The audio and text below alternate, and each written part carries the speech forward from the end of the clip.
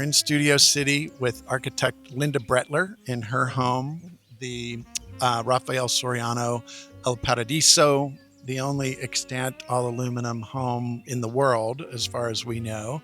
And Linda, tell us a little bit about what attracted you to this home and how you discovered it and what you did with it. Okay, when I went to see this, I saw the real estate listing of Soriano, and I was like, I just wanted to visit it with an architect friend of mine with no intention to buy it. But I literally parked on the street, walked up to this entrance and saw that like verdigris panel on the corner, and my heart just kind of skipped a beat. and then it was kind of just love at first sight as I traveled through, because it's such a, what I loved about the house from the outside is it doesn't really give anything away. And it's a whole experience of discovery coming into it, yeah. And this is an addition though, right? And we were saying that those are indeed steel posts. So, but because we were just asking about that now, so if you want to. Yes, so this whole portion was an addition done by the owner like 5 years after Soriano completed the main house, because he wanted a larger home office. Yeah, and it's the only part that has steel posts in it. Still, the roof and the siding and everything are aluminum. But go back to that verdigris panel. And so this is what looks like copper striated panel at the corner. Tell us what verdigris means. Oh, it just means green. It looks like a patinaed copper. So I just saw that panel. It's the only place it exists in the entire house, but I just loved it. And it's basically an art piece, right? Yes. I mean, it is a piece of cladding, but it's a decorative piece of art that's mounted on the facade. And completely. Yeah. And the other crazy thing you'll notice with this house is that what you see is what you get. So those exterior walls are literally like 2 inches thick. It's just the cladding, some either plywood or refrigeration board or whatever, and the interior. So the fact that it has these big overhangs. What's the temperature like on the inside? Is it pretty stable? Because it has these big overhangs and the roof is like a foot thick and it has a ton of insulation in the roof, it's pretty good. But you definitely need air conditioning upstairs. And it's got great ventilation too, like east, west, and all that. But this is a great space because it's sort of like this tree house hovering above the street. It's still private. In terms of my workout here, one thing, I had to completely re-pour the driveway because it was totally inaccessible. So when I re-poured the driveway also, I just wanted to I added the mailbox and found that piece of that sculpture, which is from the same year as the house, 1964. So it was like a nice addition. I'm looking at the screens right now. This appears to be original, and I thought that was original, but that is original. Yes. Okay, so you took it off and re-powder coated it or something? Well, if you notice, there are different kinds of screens too. What I did is I ended up removing a lot of the perimeter screens because we couldn't fabricate new ones to match. So I took all the screens that were on the perimeter of the property that were screening like the pool equipment, and I just laid them all out and made templates for all the new gates and things that I wanted. So I fabricated all the new gates because I wanted privacy from the entrance. It used to be completely open. So all the new gates are made from the recycled pieces of old ones.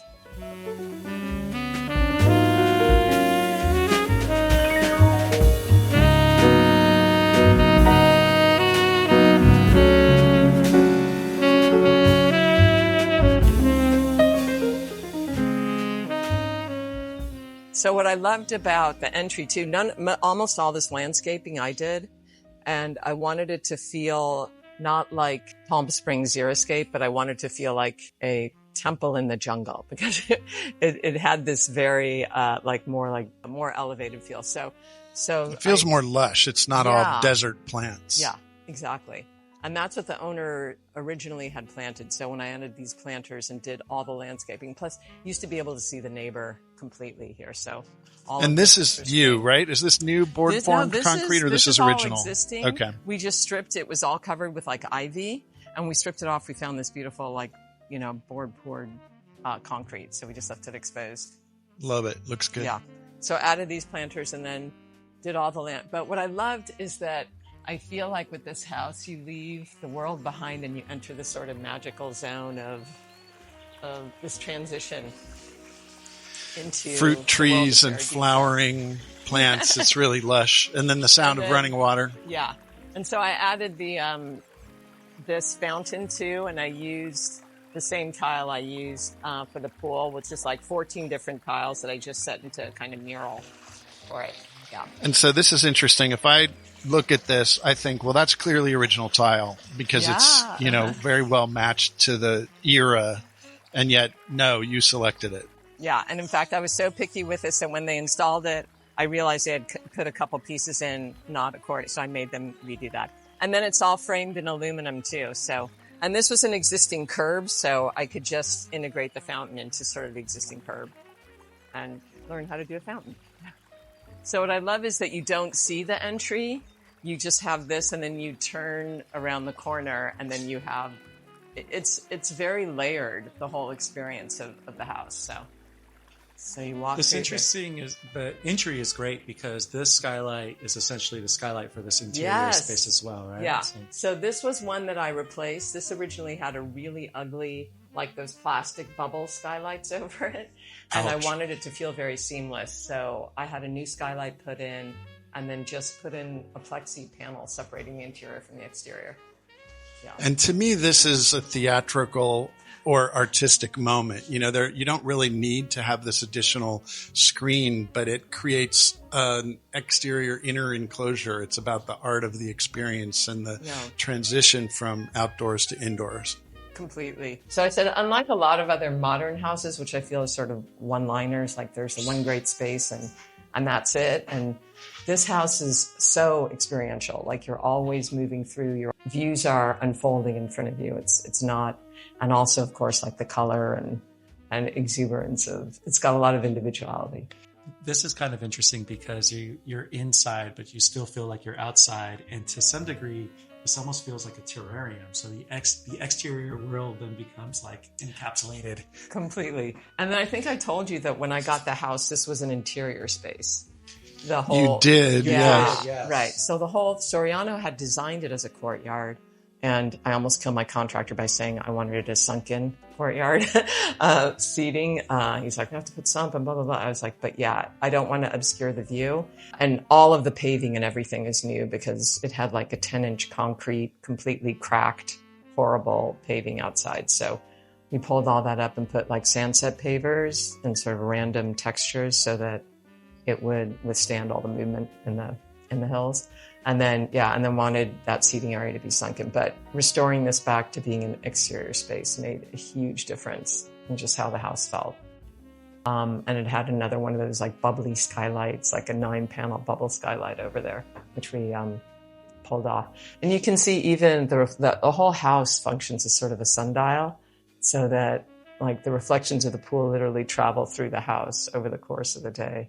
And by evening, they're in the kitchen. It's really amazing. I want to talk about, so now we're in the original house, and now these are everything in here is aluminum. So that's completely, yeah. So, which you can see, I pointed out, I had some Japanese architects visiting, and they pointed out that since the aluminum, they're only 3x3 aluminum columns, they're braced, and the bracing is hidden by those 3x3 squares that are hidden between the beams, those paired like I-beams.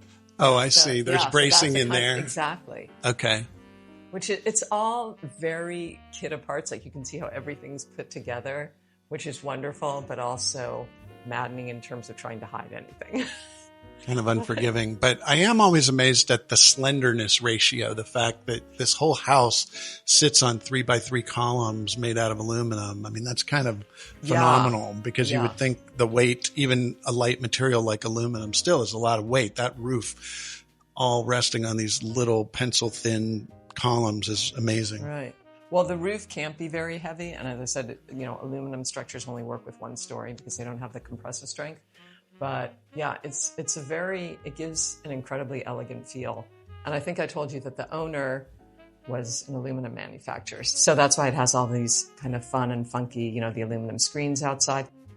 And the other cool thing about, like, you'll see it's got this wonderful sort of terrazzo border around the whole house. That was all hidden by by the concrete that was there. I was actually going to talk about the Terrazzo because one of my favorite parts of that tour was trying to guess what was original and what you did, because they get really close. Yeah. So the original house had shag carpeting in a lot of the public rooms, which was just a disaster. Like everyone coming, even when I went to visit the house, at the open house, like everyone had to wear booties. They had white shag carpet in this entire living room space. So, it took a lot of restraint on my part because I like a lot of color, not to do something funky here, but I just ended up pouring black terrazzo. I also like the story about this veneer here, because you were saying that this was original, but it was peeling. And so essentially you had them take it all off and then, or do you want to walk us through what they actually did? So the very cool thing is that all this, it's called Micarta. It was an early form of Formica. So all of this throughout the house is all original. And I even have the blue, the drawings of where they marked what color goes where and everything. It holds up amazingly well, but over the years it had delaminated, and I guess they tried to just glue it, not very successfully. So I had 2 guys here for about 2 months, solid, just like stripping the old glue off and adhering all the laminate. And the other really cool thing about the cabinets, like I said, there are no walls in the house at all. So all the separations are just cabinets with like clear story glass above them. So you get a lot of storage, which is great.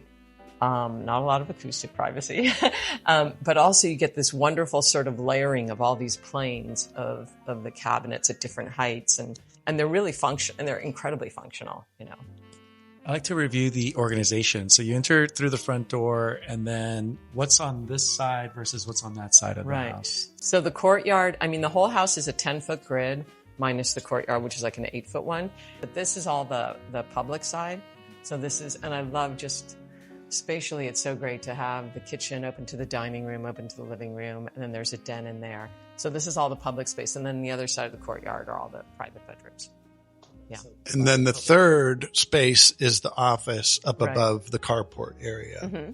So you've sort of got 3 zones plus the exterior spaces that are pretty seamlessly integrated into the interior through all the floor to ceiling glass. Okay. So this staircase was all shag carpet too, which did not wear well. So to hide the seams, I put in like a new walnut thing and then added the walnut treads. And then since there is a lot of original cork, like the refrigeration cork on all the walls, I just did this kind of custom stained cork flooring. So this was, as I said, Grossman built this in 70, and it had the shag carpet and a pool table here. But the desk is original, the desks and the little credenza piece. And then I designed like the bookcases, which is why it's got the purple shelves, and that bookcase and these horizontal ones, because I needed a lot more storage and put flat files in. So did all that, kind of to complement the existing cabinets that were here. And I designed the flooring I wanted it to feel like, you feel like you're in a tree house. So I wanted the flooring to feel sort of like random fallen leaves. So that turned out nicely. And that beautiful screen, that's original. That's the staircase screen. Yeah. I was going to talk about the delineation between aluminum and then when it becomes steel. I noticed that up here on the second floor, the beams run differently than they do down below, right? So there's a clear difference there. So everything down there is aluminum. And when you walk through the carport, you can see, which is very cool, they actually separated the 2 structures. So the only way, they tie in, like even there's a gap between the roof and this portion. Yeah, there's a clear delineation between the structure of one and the other. This is sort of just independently standing addition. And then I added like this window, which is so that you could access the roof, because the roof is entirely accessible and walkable. So, that's interesting. Yeah. So I have a little stepladder. Oh, with some landscaping on the roof. Yeah.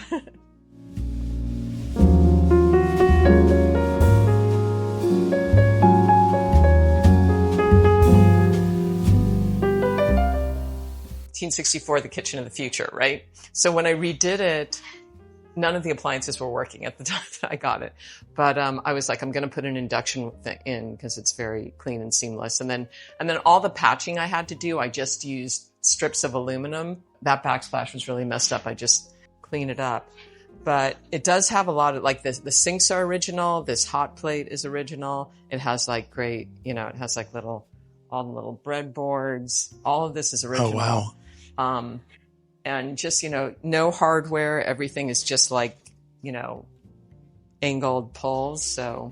And then how about this beauty right here? Yeah, Can I lift that up? This was another selling point. So this is just folds in. And these Oh, are wow. the And then it original folds Eames down and chairs, just disappears right. completely. And then, yeah. And I have to say, like, I have a whole nice dining table, and 90% of the time we eat at this little I believe thing. it. Wow, that's really clever. Yeah. And then looking again at the fact that there's no hardware, it makes it difficult to read these cabinets as cabinets. They look like walls, but then you realize they're functional cabinets because there aren't poles kind of Right. staring at you. And all the HVAC equipment, all that stuff is just hidden in the cabinets. So everything is, all the plumbing lines, you open a thing, you see the plumbing line. Everything is exposed and accessible that way. And then the other main thing is that since I changed out all the lighting from like this kind of industrial fluorescent office lighting, the areas where I needed more concentrated lighting, I did actual fixtures, but everywhere else we did like this sort of low voltage ones. The house was really underlit, so I added like lighting above all the cabinets, and then I added like over in the kitchen, added, a purple valance because that was my neutral. So I added, this kind of stuff so that we got more lighting. And then, yeah. You've lit it in such an elegant way because lighting is a concern, right, for functionality, but you wouldn't even know it was there really. And so you hit it. All of the things you talked about and all the detail that you've put into the house, I'm always amazed that it only took 2 years because some homes take 5 or 10 years to get this level of detail. Years. Under 2 years. Yeah. Well, and so I think, maybe you could speak to that. How is it that you were able to get that much level of attention, but then also do it in a remarkable amount of time? Well, I'm like obsessive and work till 2 a.m. every night. So that helped. So I would source things like even just, finding the right gauge and whatever of raw aluminum to put for backsplashes. It was so much fun, and everything, like there was no typical solution for anything, like I think when you were here earlier, I talked about just even hanging art. Like you can't hang art and puncture any of the micarta. So like I figured out, the rebar for that piece to hang over the cabinet or different like gallery kind of things of hiding stuff. So it was just it was so much fun to do that I could be obsessive and work all the time on it, but along with my other, 10 jobs. But there was something just very fun about finding the right, finding a creative solution for it too. But the valance thing was a big eureka moment because I was here when they finished all the lighting. I came at night and I was like, it looks like it's lit by candles. I need to do something. So then it came to me like, let's add, valance lighting and above cabinet lighting, which made all the difference. Cool. How about function? Like when you have guests over, are people sitting at the bar? You know what? No one uses that bar enough. And when I got it, same thing, like, these are original, these glass divider, and the entire thing was divided up.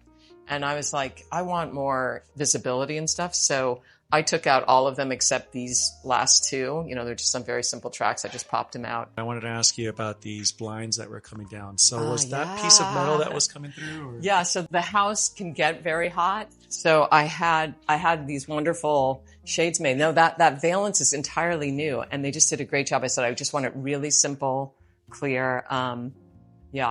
Like a very clean aluminum, and it should just float under the clear story. And these are critical, and they come down and they really moderate the heat because they come down in the afternoon, they're just programmed. And so that's what's really interesting to me about your aesthetic is that on one hand, it sounds like you drove your contractor and your subcontractors crazy with your meticulousness.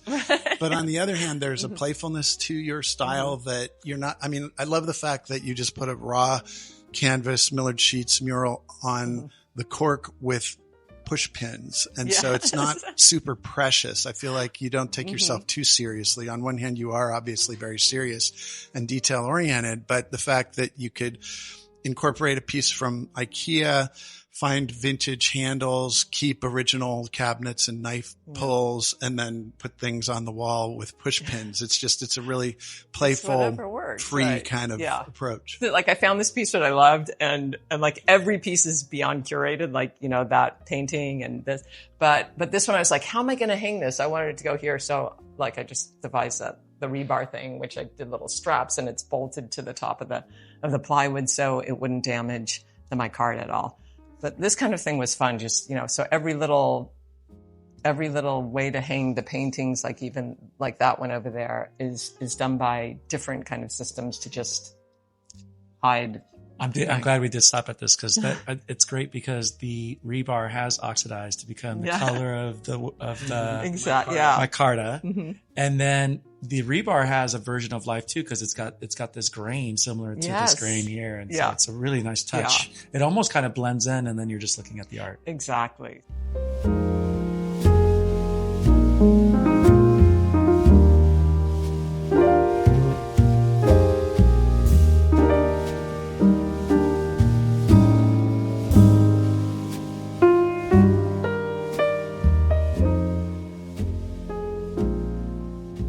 One of the things I love here, again, the cabinet isn't going to go all the way to the ceiling, which gives you the feeling that the room is larger, but you will see the plumbing through it. Exactly. But I like that. Yeah. I'm a big fan like, of you see the plumbing, the vents, everything just runs through. So there are two things I'm thinking about in here. I mean, one is how much courage it takes to stick with Formica as a finish, because people are dying to come in here and put in granite and, you know, Carrara marble. We saw Neutra that was renovated with Carrara marble bathrooms, and it just totally destroyed the entire aesthetic. Yeah. And when you were talking about the original sliders, you know, it's like everybody has this Fleetwood. I want Fleetwood. And you think like these have been here for how many years? They work fine and they look great. And it's part of the overall aesthetic. And it's what speaks to the integrity of this architecture. The fact that you were able to keep this and feel good about it. And to me, in a way, this is the museum aspect of this home. It is like walking into this vintage time capsule. And so congratulations. Thank you for saving this. Well, even like if it works great, why mess with it? So even like this one, as I said, like every bedroom has its own private patios, and all the cork had to be. The cork was terribly sun bleached and very spotty. And I found original, like I said, there a lot of the micarta that I replaced they had sheets of it in the garage. Same thing with the cork. So I could see what the original color of the cork was. So we stained it dark again. And then like, that's one of my follies, because we needed a reading light. So I was like, I got that years ago. I was like, let's.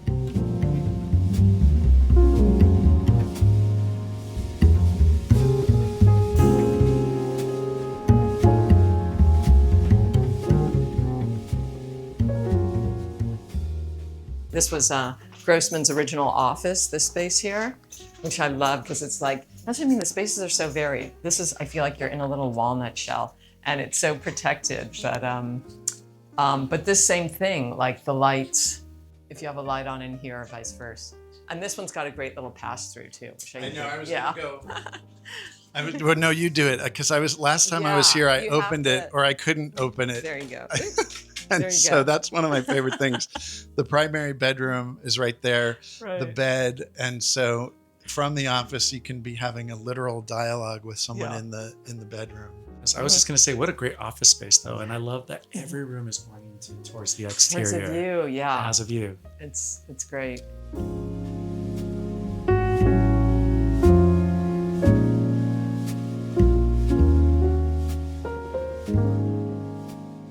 The primary bedroom, and same thing. It poured a floor here, because this was also shag carpet.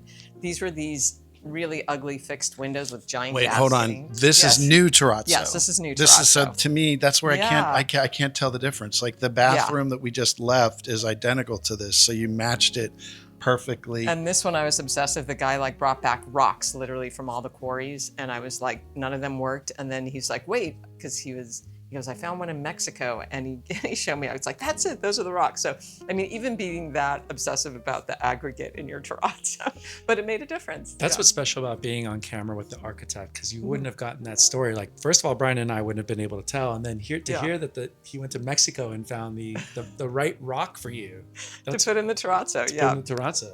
But yeah, so this one poured new, changed.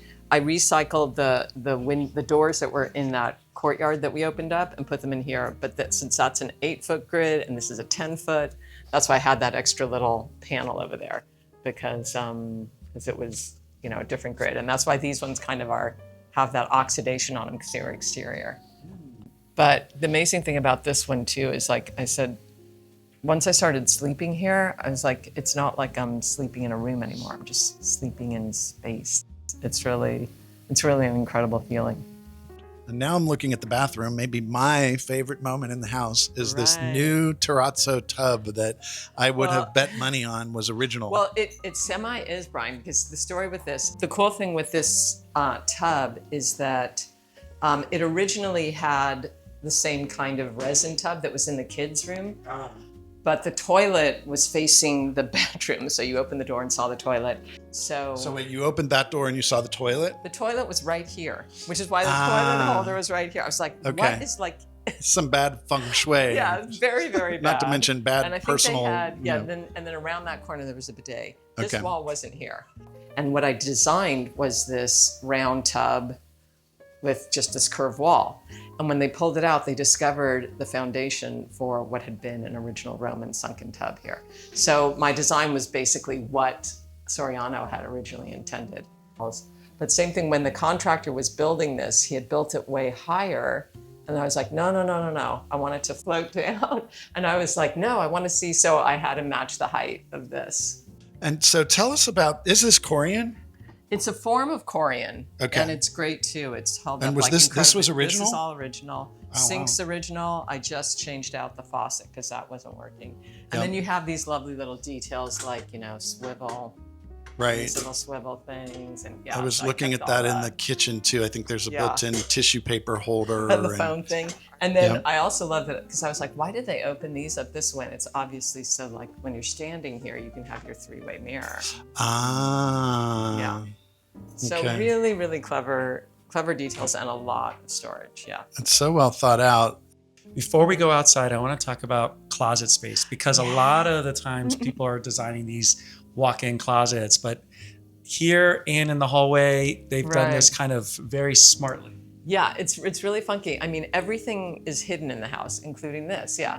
So this is like, even I wanted a robe hook, and I'm like, I can't have a robe hook showing, so I just put the robe hook behind here. But everything is, everything's hidden behind these doors. So it's a big mess, but like you actually have a lot of closet space, and I maximized it as much as like I added rows and everything. But, and then of course had to add lighting because there's no lighting. But yeah, so everything behind every door is closet. So there's no dedicated closets in any of the rooms, but there's a ton. Like all the kids' bedrooms have built-in dressers and all of that.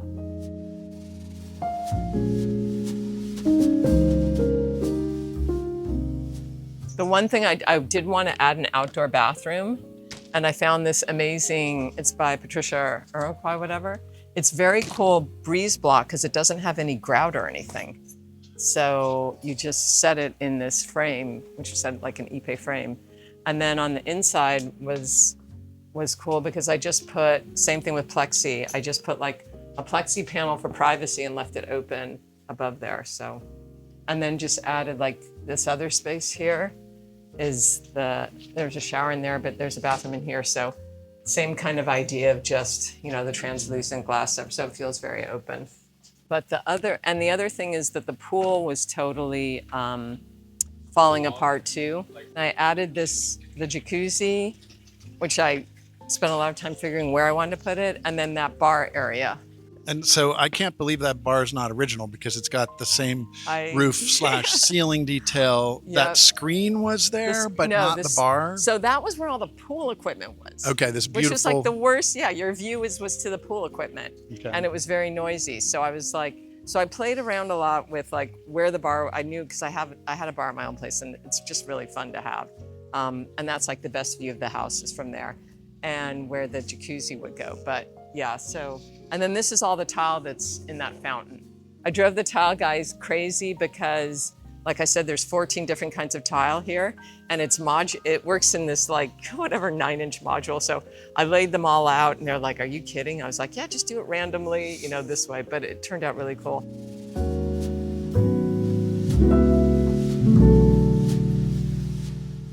Well, you did a great job with designing this out because this is entirely you, right?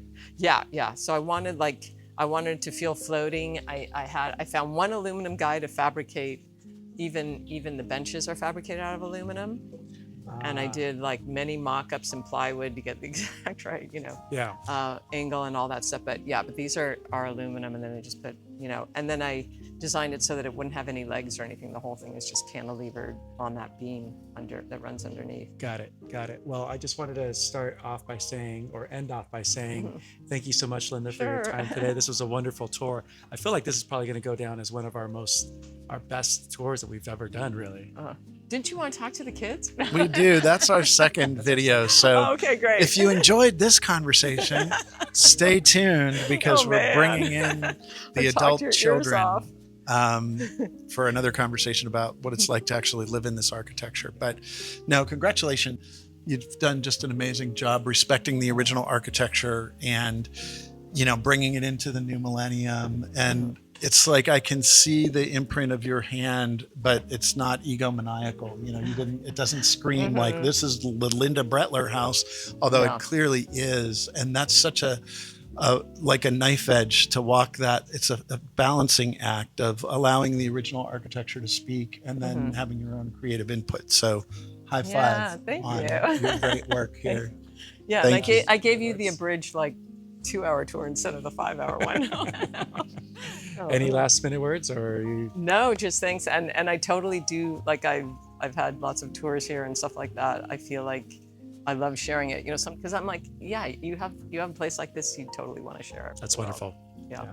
All right. Ryan and I usually high five. All right. Let's high five. Come on. Well, we'll high five. We didn't do.